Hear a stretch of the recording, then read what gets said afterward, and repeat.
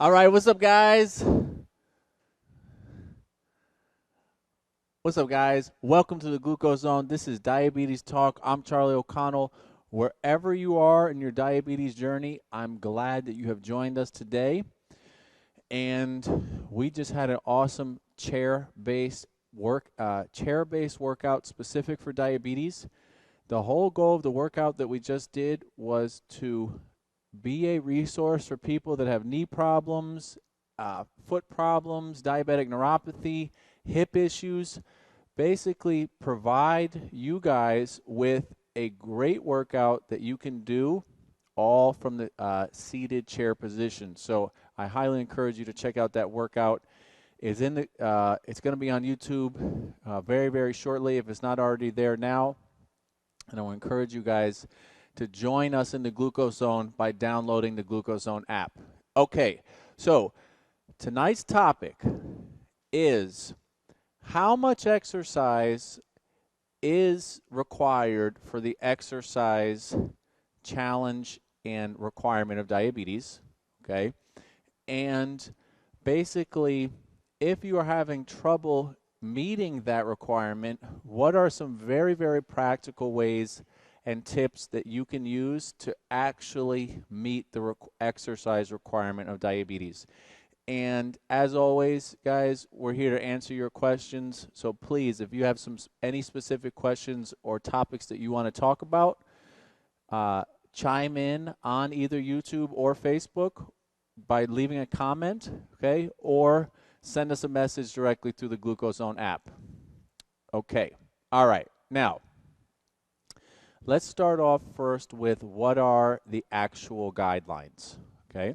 So, if you go to the National Institute of Health and you look up what are the physical activity and exercise requirements of a person living with diabetes or somebody who has prediabetes, okay? They are very clear and very very ambiguous, okay? So, what the National Institute of Health says is that a person living with diabetes or prediabetes should have a goal of achieving 150 minutes of moderately intense aerobic activity per week. All right, so what does that mean? First off, 150 minutes, that is basically 5 30-minute exercise sessions. Okay, so in plain English, your goal should be to be exercising 5 times a week for 30 minutes or more. Okay, now what does moderately intense or moderately vigorous aerobic exercise mean? That is a great question, and ultimately a lot of that is going to come down to your personal feel and personal experience. But let me try and put what that means into some context and into perceived exertion. So the first thing is moderately intense from a heart rate perspective is anywhere between 60 and 80% of your maximum heart rate. Okay? And that's going to be different for everybody depending on your age, depending on your condition, and depending on whether or not you have any comorbidities, and especially if you are taking medications that artificially suppress your heart rate, okay? But having said that, moderately intense aerobic exercise from a heart rate perspective is anywhere between 60% to 80% of your maximum heart rate. Now, when we say aerobic, let's actually understand what aerobic means. Aerobic means with oxygen, okay? So your body is designed to provide fuel through 2 distinct metabolic pathways, okay? And the metabolic pathways are aerobic with oxygen or anaerobic without oxygen. And aerobic exercise is the form of exercise that stimulates the most fat burning or the most lipid utilization, okay? And that is the type of exercise that you want to be focused on performing on a consistent basis.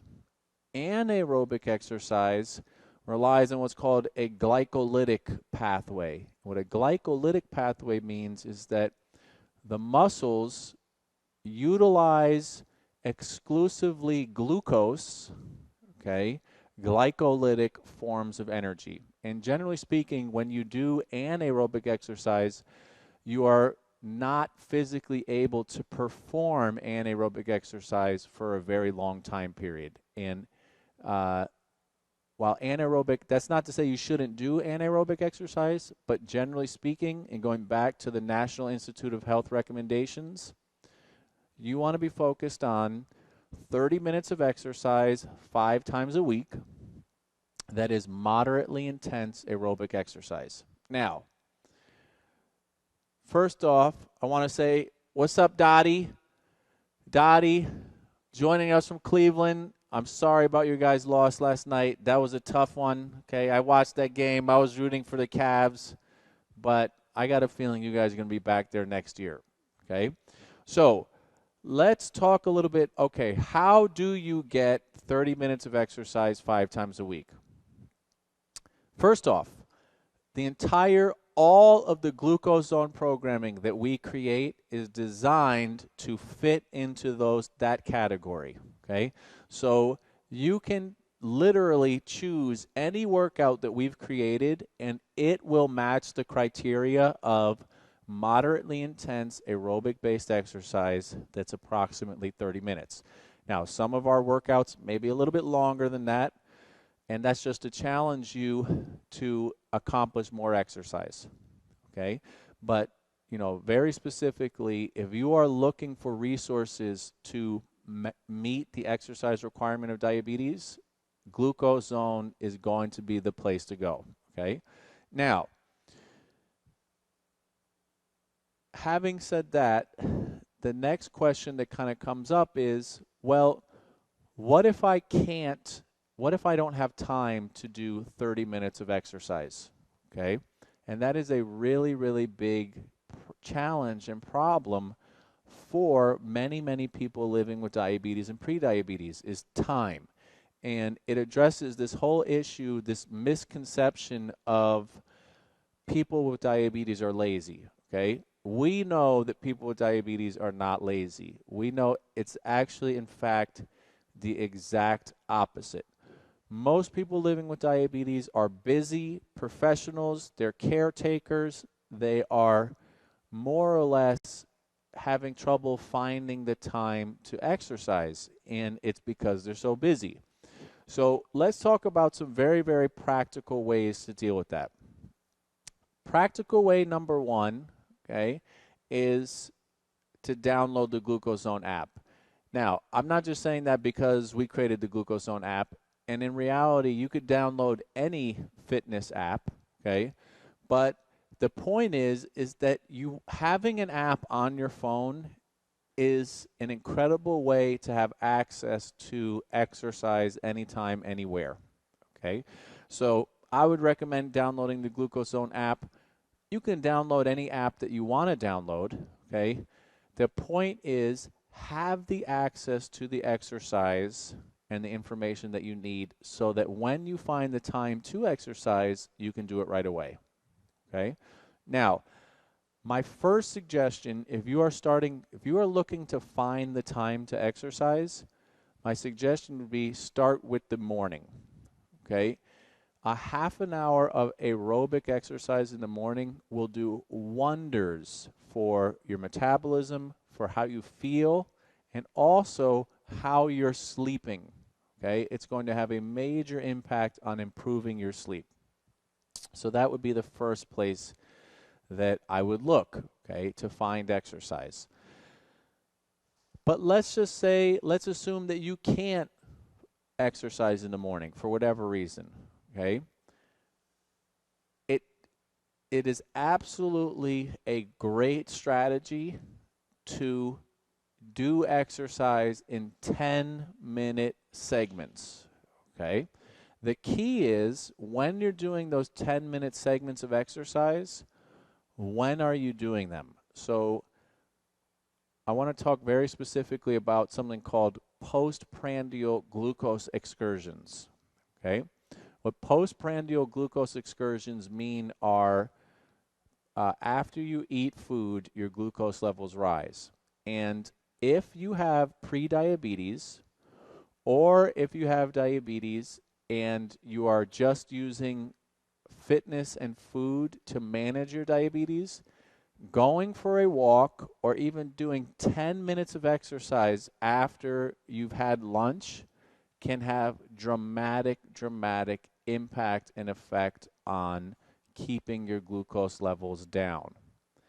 Now, having said that, the same reasons why going for a walk or doing exercise after you've eaten is a great way for keeping your glucose levels down is a very dangerous situation for people living with diabetes that are taking hypoglycemic agents. So what is a hypoglycemic agent? A hypoglycemic agent is a medication, whether it's oral, okay, whether it's oral or whether it's injectable, that has the side effect potential of hypoglycemia, which is low blood sugar.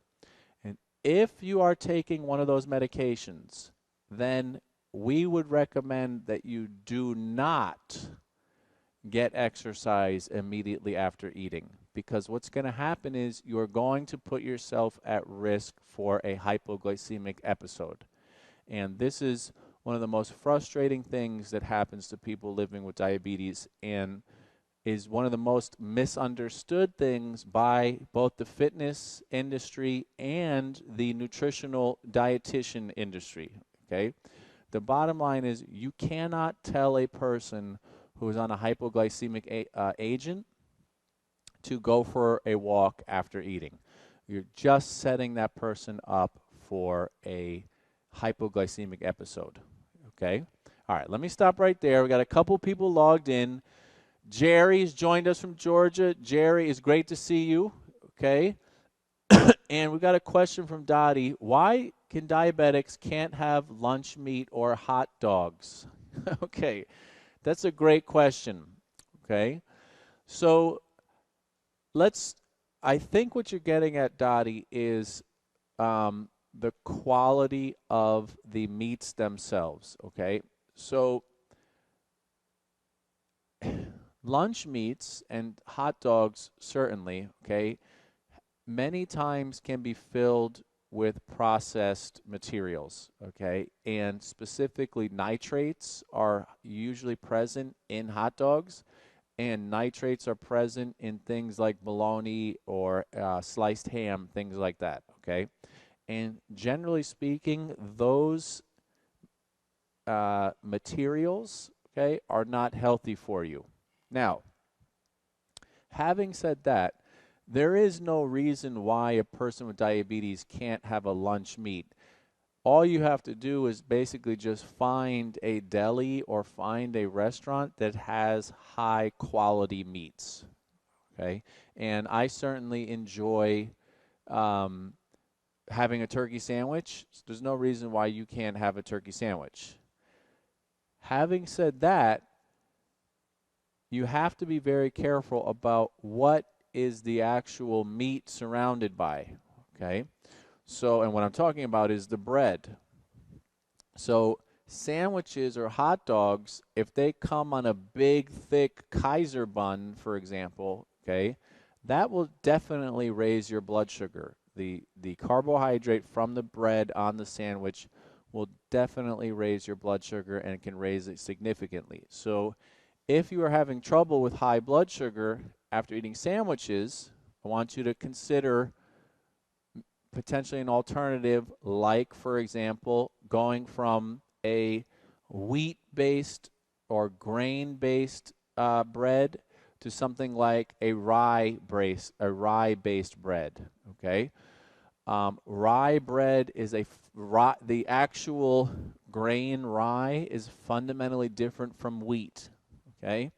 And that actually brings up another point about wheat in general. wheat is the grain wheat is actually what the entire glycemic index is built off of, okay? So wheat is extremely high glycemic and contains a huge amount of carbohydrate. And if you have diabetes, you have to be very, very careful with the consumption of wheat. And don't get fooled by marketing or any type of communication coming from food companies that markets their products as whole wheat, for example, okay? That doesn't mean anything as relates to diabetes. What the term whole wheat means or whole food means is the difference between wheat bread and whole wheat bread is whole wheat bread contains all the vitamins, minerals, and nutrients that the wheat grain possesses, okay? Wheat bread has had some of those vitamins, minerals, and nutrients processed out, all right? That is what the difference is between whole wheat and wheat or any type of whole grain, okay, versus a bread that doesn't have that. So whole wheat is better for you in the sense that it contains the vitamins, minerals, and nutrients that your body needs, but it doesn't actually have an impact on the carbohydrate or glycemic index of the food itself, okay? So, Dottie, thank you for that question. And there you go. You eat whole grain bread. Okay, so, and this is a very common thing. So whole grain bread is the same exact thing when it comes from a glycemic index perspective to just regular wheat bread or Wonder Bread for that example. Okay? All right, now we got a question from Laura. What happens if I'm traveling all day and have no time to exercise? All right, that is a fantastic question. And again, it comes back to this issue of not having time to exercise. So there's two ways that you can deal with that, okay? The first way is if you know that there are specific days that you're going to be traveling or you're going to be taking a long car ride, okay? What I would recommend is make sure that you get exercise in the day before. The effects of exercise from a insulin sensitivity perspective can be anywhere from 12 to 48 hours, okay, of acute impact on your actual sensitivity to insulin and your body's actual ability to process blood glucose, okay? So that would be recommendation number one. If you know that you're going to be having a long day of traveling or for whatever reason you're not going to be able to exercise, try to get the exercise in the day before, okay? And in that case, the later you do it in the day before, the more it's going to the more impact it's going to have the day of. All right. Now, and I just actually want to thank Dottie for bringing up that question because whole grain it's we have been bombarded with misinformation here in America about what is healthy for us, okay? And it can be really, really hard and really, really confusing. So I want to encourage you to look into these things, okay? And understand the difference between whole grain or whole wheat bread versus wheat bread or another type of bread, okay?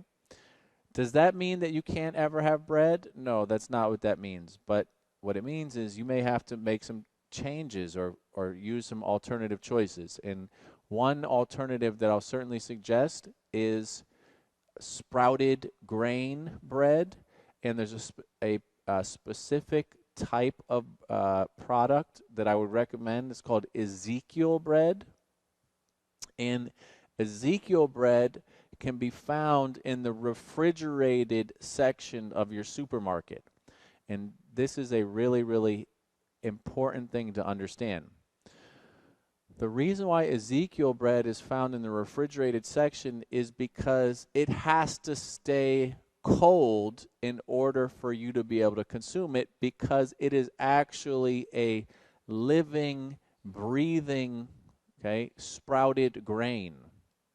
And generally speaking, there's a general rule when it comes to healthy food consumption. And what the general rule is if the food can last on the shelf, it probably is not good for you, okay? And it probably contains high amounts of processed sugar or has been stripped of the vitamins, minerals, and nutrients, okay, that would actually make the food go bad. All right, so check out Ezekiel bread. Check out Ezekiel bread in the refrigerated section of the store. Okay, all right. One Wes from Florida. Thank you for joining us. Okay.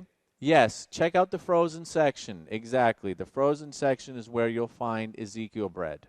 All right. Now, let's get back to this whole exercise challenge. All right. So, just coming back to the basics, your goal should be 30 minutes of exercise 5 times a week. You absolutely, every single one of our programs, okay, is designed to help you meet that requirement, okay? If you don't have 30 minutes, 20 minutes of exercise is absolutely will help you get to your goal, okay? And the reason why I say that is many times we can feel like, wow, if I don't have the full 30 minutes to do exercise, I'm not going to do it at all. And I want to encourage you to not make that mistake, okay? So for me personally, I have a little 15-minute routine that I try to do once a day, and I try and do it in the morning. I'm a busy person, okay? Basically living in the same situation that many of you guys are in. I have a family, I have kids, and I have a job, okay? So finding 30 minutes to exercise sometimes can be really tough, but I definitely make sure to get in 15 minutes, okay, whenever I can. And I have a walking routine that I really enjoy, and it's basically a park that's located here in New Haven, Connecticut. And that little 15 minutes makes an enormous difference in how I feel, okay, for the rest of the day. And it ensures that at least I got some sort of exercise every day.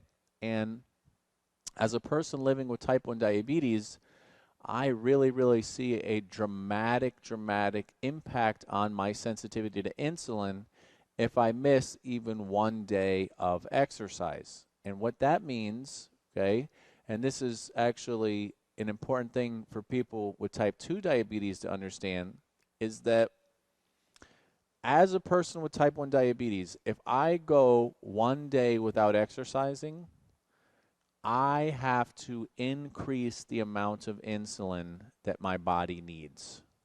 Okay? It's that simple. Okay?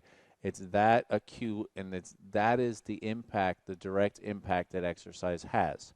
So for people living with type 2 diabetes, you need to understand that the less active you are, the more your body needs insulin.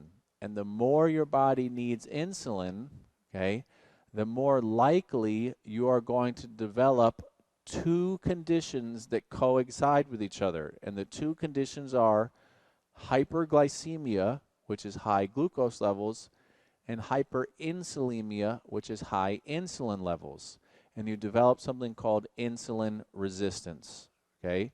What insulin resistance is the cells in your body have become resistant to the effects of insulin, okay? It does not mean that your body has stopped producing insulin. In fact, it's the exact opposite. Your body is producing too much insulin, okay? And you have become resistant to the effects of that insulin. Physical activity is what changes your sensitivity to insulin more than any other treatment option, okay? So if you take away anything from tonight's talk, okay, is really, I want you to embrace the importance of physical activity as a tool to reduce, reverse, and control your diabetes, because physical activity is what actually changes your sensitivity to insulin more than anything else. Okay, now, I got a great question from Hanan, and Hanan joined us for our workout. Hanan, I want to thank you for joining us for that workout. How often should I check my A1C? Okay, that is a fantastic question. So let's break down what is the A1C test, okay? So technically, the A1C test is called the hemoglobin A1C, and that test should be performed every 3 to 4 months, okay? Now, there is a specific reason why the A1C test is performed every 3 to 4 months. And it's very important to understand why. What the A1C test actually is, okay, is an examination of the glycation of red blood cells in your body, okay? The glycation of red blood cells, what that means is literally what the A1C test does is it examines the red blood cells in your blood, and it looks for scarification and deposits of sugar molecules into your red blood cell. And the A1C is expressed as a percentage because it's telling you what percentage of the red blood cell has been glycated by blood glucose.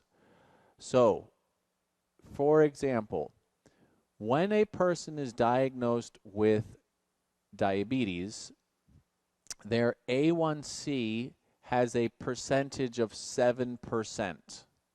So what that means is 7% of the red blood cell molecule has become glycated, meaning that 7% of the cell has either been scarred by glucose passing over it, or glucose has been deposited into the cell, right?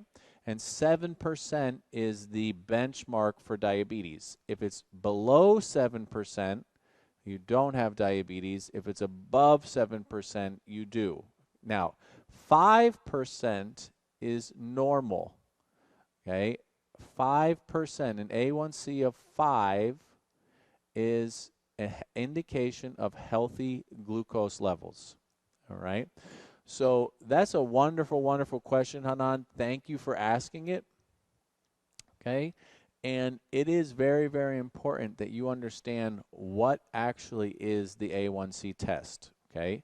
And just to reiterate, right, it is looking for the glycation of hemoglobin cells, meaning examining a red blood cell and actually examining how much of that cell, what percentage of that cell has been glycated by glucose molecules.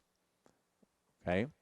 All right. Now, the last thing, guys, I want to talk about when you just basically, you have no time to exercise, okay? And your life is crazy.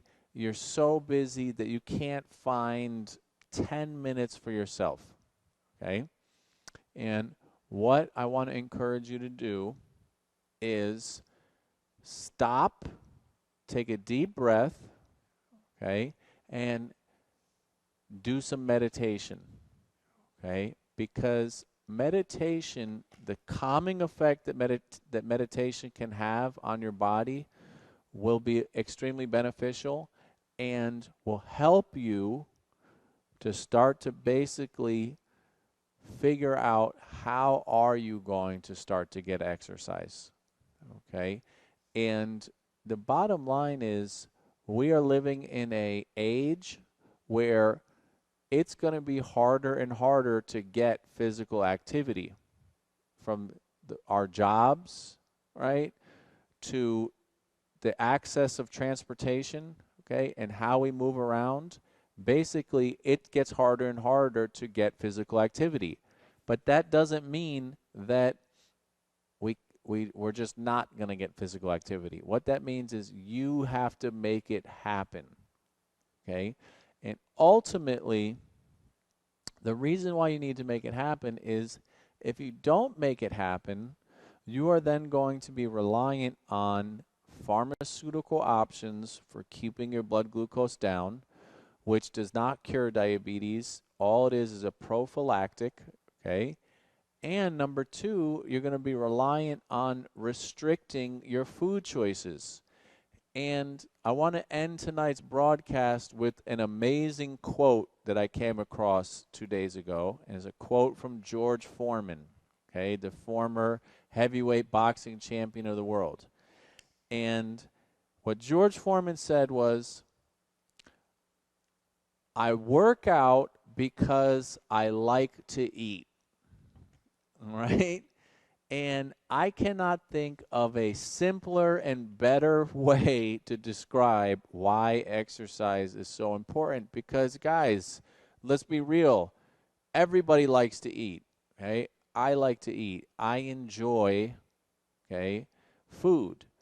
And because I enjoy food, I need to find the time and put the work in so that my body can, in a healthy and natural way, store the food properly, build muscle, not build fat, okay, and maintain healthy levels of glucose, healthy levels of insulin, healthy levels of lipids in my body. And that all comes from having a daily exercise routine.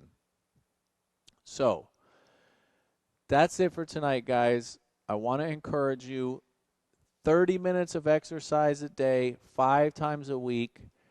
Every single workout that we create here at the Glucose Zone matches that criteria. I want to encourage you guys to download the Glucose Zone app. Get started today, all right? And I appreciate everybody logging in today and asking those great questions. Remember, guys, if you have any questions, just leave them in the comment section below, and we'll make sure to address those topics, okay? All right, that's it for tonight, guys. Wherever you are in your diabetes journey, I want to thank you for joining us. And if you're ready to reduce, reverse, and control your diabetes, join us in the Glucose Zone. See you on Thursday.